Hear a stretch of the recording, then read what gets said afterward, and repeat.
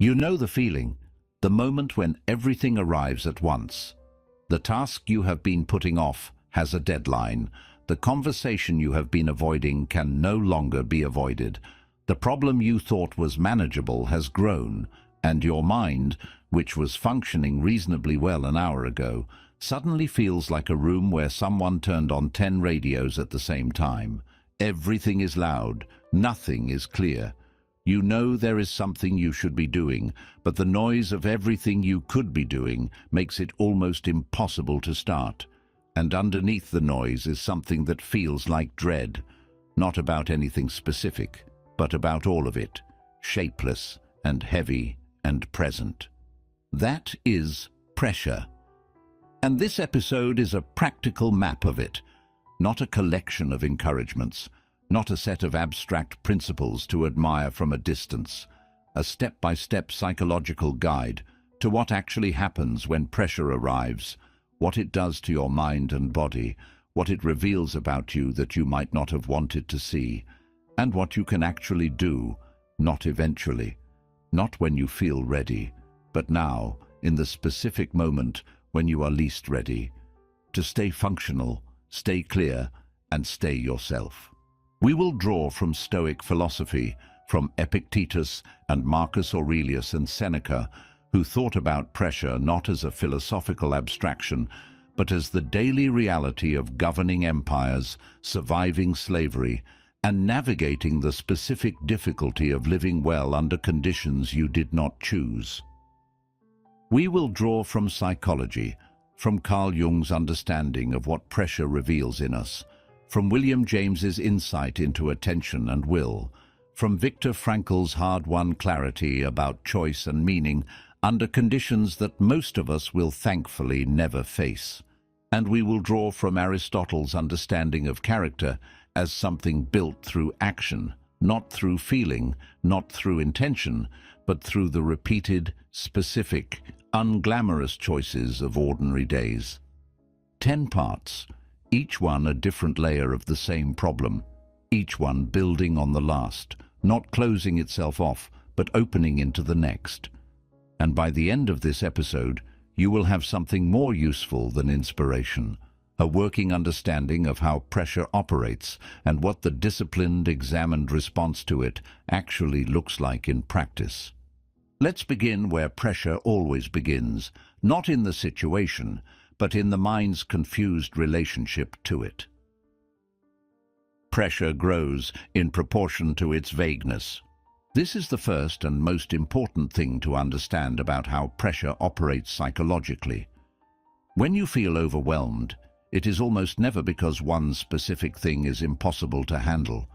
It is because your mind has taken everything: the task, the deadline, the relationship problem, the self-doubt, the what-if, the memory of the last time something like this went wrong, and collapsed it all into a single, undifferentiated weight. And that weight has no edges, no boundary, no specific shape you can push against or work around. It is just mass. And mass without edges cannot be moved. The Stoic move here, and it is the move Epictetus built his entire philosophy around, is to draw the line. The most important line in Stoic thought is not between good and bad or strong and weak. It is between what is yours to act on and what is not. Between what belongs to you and what belongs to circumstances, to other people, to the nature of things. Epictetus was a slave. He had no control over his physical circumstances, his labor, or the conditions of his daily life. What he discovered in that situation, and what he taught for decades in a simple room in Nicopolis, is that the person who cannot draw this line is enslaved regardless of their external circumstances. And the person who can draw it is free regardless of theirs. So the first practical move under pressure is not to solve anything. It is to name the problem precisely, not everything is falling apart. What specifically is falling apart? Not, I cannot handle this. What specifically cannot you handle? Not, this is too much. Too much of what exactly measured against what? Write it down if you can. One sentence. What is the actual problem? Not the feeling about the problem, not the implications of the problem, not the worst-case version of the problem. The problem itself, in the simplest language available. Then ask the second question. Of everything in this situation, what is actually mine to act on today, with what I currently have? The mind that can answer those two questions has already reduced the pressure significantly, not because the situation has changed, but because the relationship between you and the situation has changed. You are no longer inside the weight. You are standing next to it, looking at it, able to see its actual dimensions rather than the imagined ones that fear produces. And that gap, that small but decisive space between you and the shapeless weight, is where everything that follows becomes possible. Once you have named the pressure precisely, the next layer reveals itself. Because what you named, the actual problem, in simple language, is almost certainly smaller than what you were feeling, and the gap between the fact and the feeling is not random. It has a specific source, the stories your mind added to the fact without consulting you. Under pressure, the mind does not simply perceive, it interprets. It adds meaning, history, implication, and catastrophe.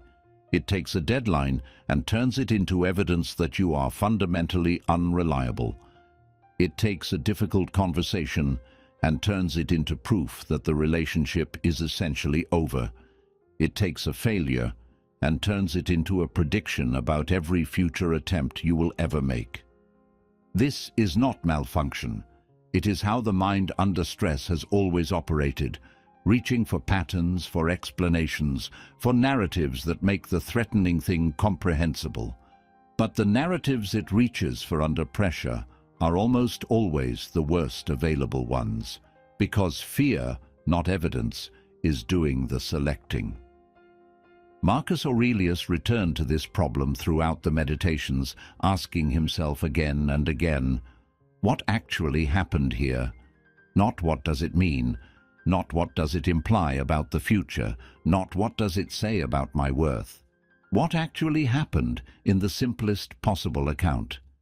The practical discipline is to separate the fact from the interpretation with as much precision as you can manage. The fact, this project is running late. The fears addition, which means I am incompetent, which means people will lose confidence in me, which means the consequences will be permanent and career-defining. The fact, someone did not respond to my message. The fears addition, which means they are angry, which means I did something wrong, which means the relationship has been damaged in ways that may not be repaired. The fact, I made a mistake. The fears addition, which means my judgment is fundamentally flawed, which means I cannot be trusted with anything important, which means what I have suspected about myself all along is true. Look at that gap. The fact is manageable. The fear's story is catastrophic, and for the past hour or day or week, you have been living inside the story. Ask, what actually happened? Then ask, what did fear add to it? Then work with the first answer. The second one is not information, it is noise. And the next discipline we are about to discuss depends entirely on your ability to tell the difference. You have named the pressure. You have separated the fact from the fear.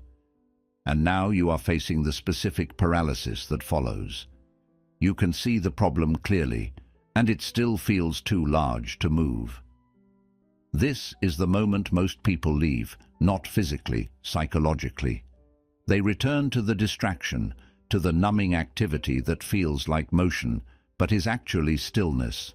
Because the problem is visible now, and the distance between where you are and where you need to be is measurable, and the measurability of that distance is its own kind of weight. Marcus Aurelius returned to one practical instruction throughout the meditations more than almost any other.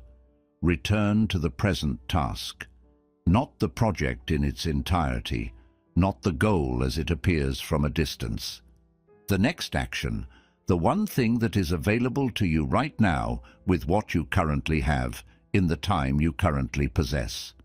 He called this the duty of the present moment, not tomorrow's duty, not the duty that becomes available once conditions improve, the duty that is here in the form of one concrete action you can actually take. Write the first line, make the call, send the message, open the file, begin. Not because the first action solves the problem, it does not, but because the experience of beginning, of moving from stillness to motion, from thinking about the work to doing one piece of the work, changes something in the psychological state that no amount of continued thinking can change. The mind under pressure is a mind asking, how do I solve all of this? The discipline is to replace that question with a smaller one. What is the one useful thing I can do in the next 10 minutes? Not the most important thing, not the thing that will make the biggest difference in the long run. The most useful thing available right now, given exactly what I currently have and exactly where I currently am. There is always an answer to that question, always. Even in the worst pressure, even when the full problem seems genuinely unsolvable, there is one small action that is available right now, one thing you can actually do. The discipline is to do that thing, and then find the next one, and to understand, while you are doing it, that this is not small thinking. This is the most practical form of courage available to a person under pressure. The willingness to act on what is possible, rather than be paralyzed by everything that is not. There is something that most discussions of self-discipline get fundamentally wrong. They treat discipline as a purely mental act, a matter of willpower, of choosing the right perspective and holding it by force of intention. But before you can think clearly under pressure, something else has to happen first. You have to feel differently in your body, because a body under stress does not produce clear thinking. It produces survival thinking, fast, narrow, catastrophizing, alert to threat. And survival thinking, however useful in a genuine emergency, is almost completely useless for the complex, patient, sustained problem-solving that real pressure requires. Seneca returned to this insight in his letters with unusual clarity. The person who acts from the first wave of emotion, from the initial surge of fear or anger or panic, is not acting from themselves. They are acting from the emotion. And the emotion, however real and however valid, does not know your values, your long-term interests, or what the situation actually requires of you. Emotion must be interrupted before it becomes command. The practical question is how, and the answer begins not in the mind, but in the body, because the body, under stress, is running a specific physiological program. Accelerated heart rate, shallow breathing, muscle tension, elevated cortisol. And that program feeds directly into the quality of your thinking.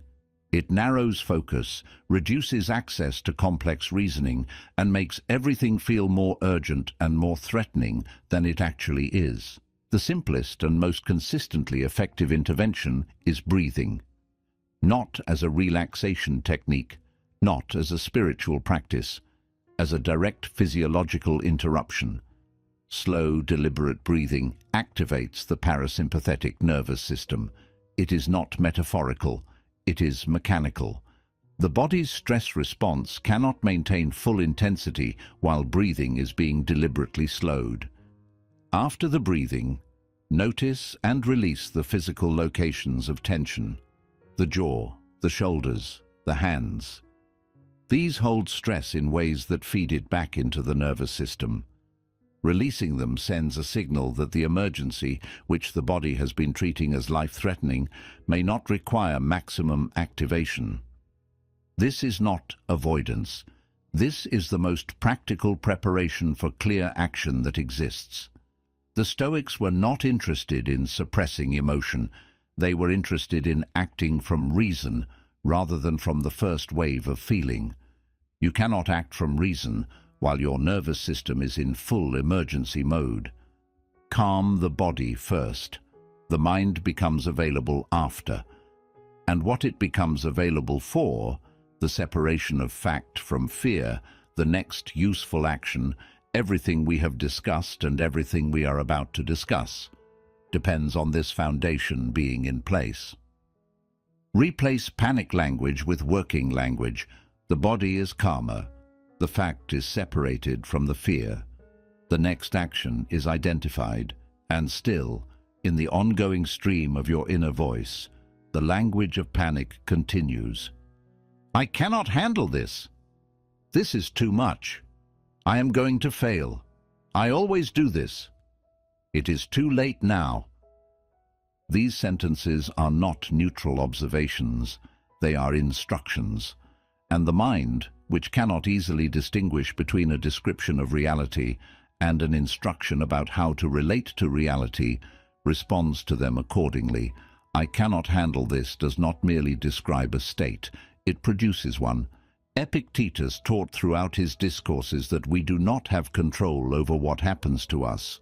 We have control, imperfect, effortful, requiring constant practice, over how we describe it to ourselves.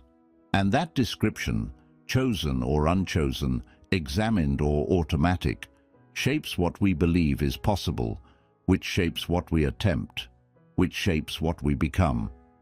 Nietzsche's insight into suffering belongs here too. His central claim about strength is that it does not come from the absence of difficulty, but from the meaning you give to difficulty.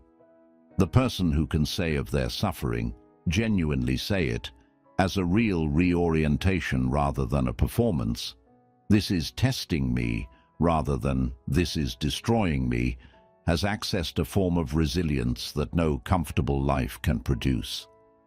The practical application is not to pretend the difficulty is smaller than it is. It is to change the language you use to relate to it. I cannot handle this becomes, this is hard. What is the one piece I can work with right now? This is too much becomes, there is a lot here. What comes first? I am going to fail becomes, I do not know the outcome yet. What I know is what I can do in the next hour. It is too late becomes, I cannot recover all of it. What can I recover from exactly here? These replacements are not optimistic. They do not deny the difficulty. They do not inject false confidence. What they do is shift the orientation from helplessness to agency. From the closed statement, there is nothing I can do, to the open question, what can I do? Change the sentence.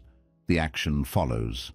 And the next discipline is about what happens when you take that action and the discomfort does not immediately disappear.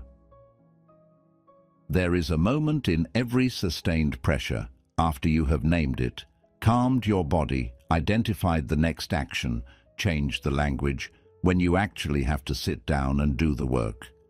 And the work is uncomfortable, not because it is beyond your capability, because it requires staying with something difficult long enough for the difficulty to yield. And every part of you that prefers comfort, which is most of you, and most of me, and most of everyone, will find a reason to leave before that yield happens. The reason will not look like escape. It will look like a necessary email that just occurred to you, a thought that requires you to step away for just a moment, a more urgent problem that has materialized, a feeling that you need to think about this more before you can begin. This is the part of discipline that is almost never discussed, because it is the least inspiring and the most essential, the willingness to stay with discomfort long enough to do what matters. Nietzsche called this self-overcoming, not overcoming circumstances, not overcoming other people, overcoming the part of yourself that always negotiates toward the easier thing, the part that presents the escape as reasonable, as temporary, as just this once. The Stoic framework adds a precise distinction here. The discomfort of staying with a hard thing is categorically different from genuine harm. The mind under pressure often treats them as the same, treats discomfort as danger, as something to be escaped from as quickly as possible. The discipline is to hold the distinction. This is hard. Hard is not the same as harmful. Practically, when the impulse to escape arrives, and it will arrive reliably, usually about 20 minutes into any sustained effort, do not act on it immediately. Name it first. There is the impulse to leave. And then stay for another 10 minutes before making any decision about whether to continue. More often than not, the impulse passes. The work opens. The thing that felt impossible from outside becomes navigable from inside. The willingness to discover this, to stay with the discomfort long enough to find out that it was survivable, is the foundation of every form of genuine discipline, and it is inseparable from the ability to name what is actually driving your reaction, which is where we go next. We have been talking about pressure as though it were a single thing. It is not, and one of the most useful and most uncomfortable things pressure does is reveal what is actually driving your specific reaction to it. Because not all pressure feels the same. The person who collapses under a tight deadline and the person who collapses under social criticism are not experiencing the same internal event, even if the surface behavior looks similar. And if you pay careful attention to how you specifically respond to pressure, not how people in general respond, but you in your recurring situations, you will begin to notice a pattern, a consistent force that appears behind the reaction. Something that the pressure activated but did not create. Carl Jung called this the shadow, the part of ourselves we have not examined, not integrated, not consciously acknowledged, the part that operates below the level of deliberate decision-making. And his insight was precise. The shadow speaks loudest when life squeezes you. Pressure does not create the shadow force, it reveals it. For some people the force is fear, not of the specific situation, but of what the situation implies about their worth. The deadline matters not because the project matters, but because failing it would confirm something about themselves they have been working hard not to confirm. For others, it is shame. The anticipation of being seen to fail, of having the inadequacy they always suspected in themselves confirmed in front of others. For others, it is anger at the situation, at the people involved, at the unfairness of what is being asked. A pressure that arrives not as anxiety but as aggression. For others, it is the need for control, the specific suffering of a person who cannot function within uncertainty, who needs to know how a situation ends before they can act within it. And for others, it is escape, the impulse not to fight the pressure or manage it, but to disappear from it entirely, to seek relief in distraction or numbness rather than in the work. The practical discipline is to name your specific pattern. Not the pattern you wish you had, the one you actually have. What is the emotional force that appears most reliably when pressure arrives? Because the force you cannot name controls you. The force you can name you can work with. You cannot eliminate it.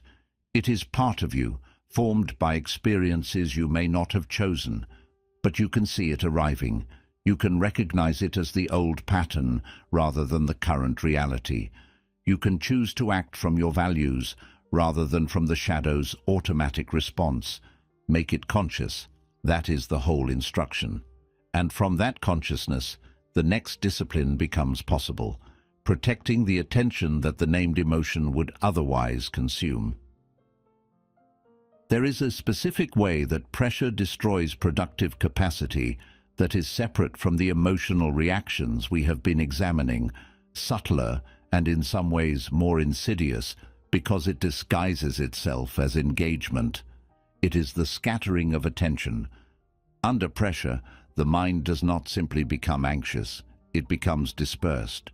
It moves between the task and the worry about the task, between the problem and every other problem that the first problem reminds it of, between what is happening now and everything that could happen later, between the work in front of it and the phone, the email, the other urgent thing that is slightly easier than the hardest thing.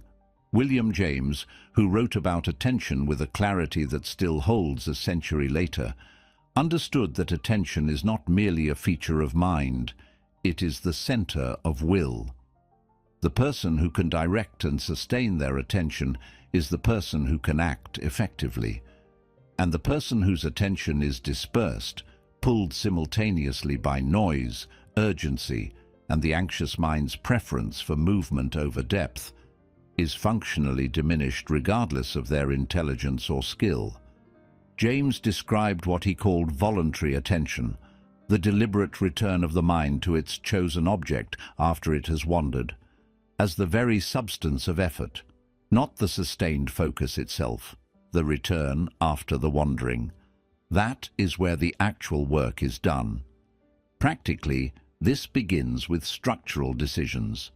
Close the tabs you are not using. Put the phone in another room, not face down on the desk, in another room. Work on one specific thing for a defined period, with an explicit agreement with yourself that everything else will wait.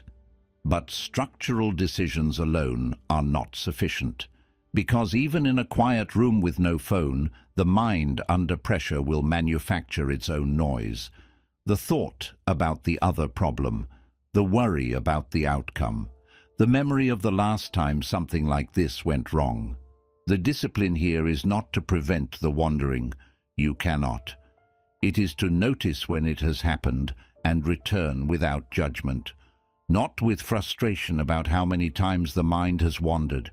Just return to the task, to this sentence, to this action.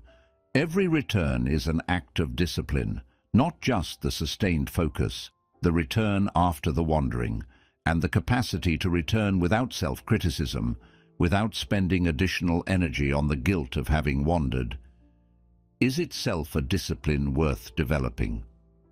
By this point in the pressure, if you have named it, separated fact from fear, found the next action, calmed the body, changed the language, stayed with the discomfort, named the emotional force behind your reaction, and returned your attention, you have done something significant.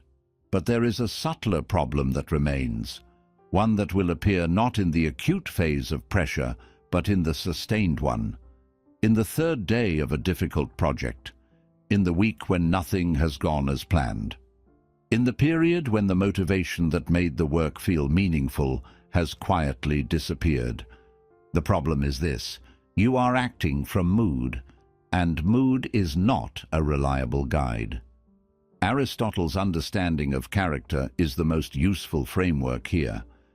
His central insight, the one his entire ethics is built around, is that character is not what you feel. Character is what you do repeatedly. The person of genuine character is not the person who always feels like doing the right thing.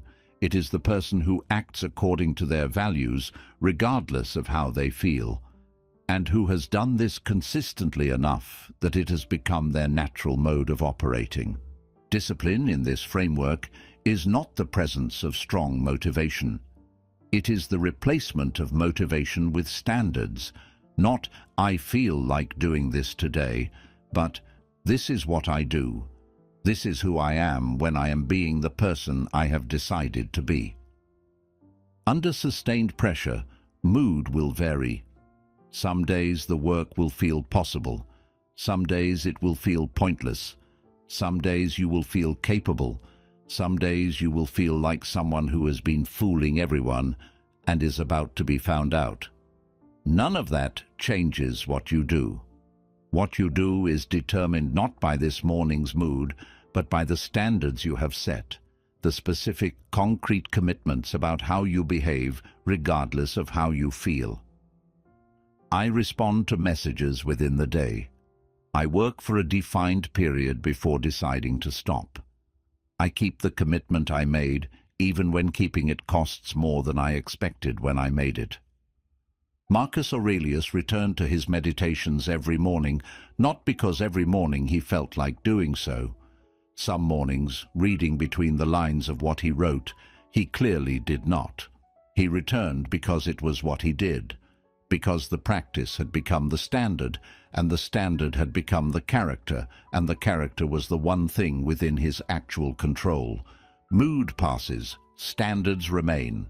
And it is the standards, held in the ordinary, unmotivated, nobody-is-watching mornings, that determine who you are actually becoming. We have traveled through 9 layers of the same problem, 9 disciplines, each addressing a different aspect of what happens when the situation is harder than you feel equipped to handle. And now I want to offer you a different way of looking at all of it, not as a set of techniques for managing difficulty, but as a framework for understanding what difficulty actually is and what it is actually for. Pressure is not an interruption of your life. It is a test of your identity. Not a test in the sense of pass or fail, a test in the sense of revelation. Pressure reveals what is actually there, what your values are when they cost something, what your character is when no one is watching, what you are actually made of, beneath the performance of competence that most of comfortable daily life allows you to sustain. Nietzsche's most profound contribution to the psychology of suffering is this: what does not destroy you does not merely leave you unchanged. It offers you the specific possibility of becoming something more than you were, not automatically, not inevitably, but as a real possibility that only the person who has been through the difficulty can access. The person who has never been under real pressure has not yet met themselves. They have met the comfortable version of themselves, functional under favorable conditions, untested, unforged. Viktor Frankl survived conditions that most people reading this will thankfully never face. And what he brought back from those conditions, the central insight of his life's work, is this: even when you do not choose the situation, you still choose your response. The space between what happens and what you do about it may be very small. Under the worst pressure, it is very small, but it is never zero. That space is where identity is formed, not in the comfortable moments, in the ones that test you. So when the pressure arrives, and it will, it always does, the question is not only how do I get through this, the question is also, who do I want to be while I am getting through this? Because the answer to that second question, lived out imperfectly in the specific actions of a difficult day, is the answer to the most important question there is. Who are you becoming? Pressure does not answer that question for you. You answer it in the half second before you react, in the 10 minutes you stay when you wanted to leave, in the standard you kept when the mood told you not to, in the next useful action you took, instead of trying to solve the whole impossible problem at once. That is where the answer lives, not in the resolution of the pressure, but in how you moved through it, one small, deliberate, unglamorous choice at a time. And at the center of all of them, the same basic truth stated differently in each one. You have more access to yourself under pressure than pressure wants you to believe. Not unlimited access, not effortless access. The difficulty is real. The discomfort of staying when you want to leave is real. All of it is real. But so is the half second before the reaction, the fact separated from the fear, the next useful action, the body that can be calmed, the language that can be changed, the emotional force that can be named, the attention that can be returned, the standard that holds when the mood does not. Epictetus, Marcus Aurelius, Seneca, Jung, James, Nietzsche, Frankl. Different centuries, different disciplines, different experiences of what pressure means. They arrived at the same place. Between what happens and what you do about it, there is always a space. And in that space lives everything you actually need. Use it. Until next time, stay with the difficulty.